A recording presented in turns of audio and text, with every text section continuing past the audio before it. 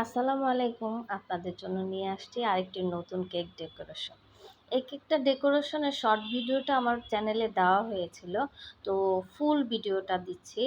সেটা হলো যে আমি এই কেকটা ডেকোরেশন করতে গিয়েছি তখন গানাশটা একটু পাতলা করে করেছি। তো এতে দেখা গেছে যে যখনই আমি কেকের উপরে অ্যাপ্লাই করেছি তখন দেখা গেছে যে এটা পানির ঢেউর মতো উম, মানে গড়িয়ে গড়িয়ে পড়েছে। তো এতে সুবিধা হয়, একটা গ্লেসি ভাব আসে কেকটা ডেকোরেশন করতে। তো সেই সুবাদেই আমি এটা উম, করেছি।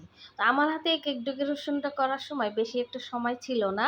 তো অল্প একটু সময় ছিল। আমাকে যারা এই কেক ডেকোরেশনের কেকের জন্য আমাকে যারা নক করেছিল, তো বেশি একটা সময় ছিল না হাতে, খুব দ্রুতই আমার এই কাজটা করা লাগছে। তখন এই গানাশটা যখন আমি নিজ থেকেই ভাবতেছিলাম যে এটা যদি আমি একটু লিকুইড করি তাহলে কেমন হয়।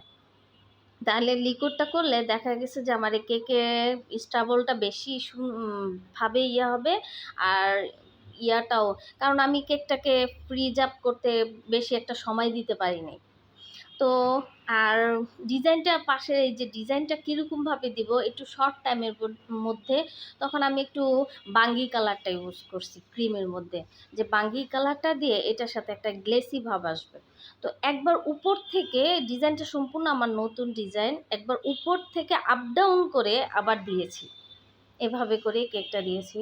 কেকটা কেমন হয়েছে আপনারা সবাই জানাবেন। তো আসসালামু আলাইকুম, আল্লাহ হাফেজ।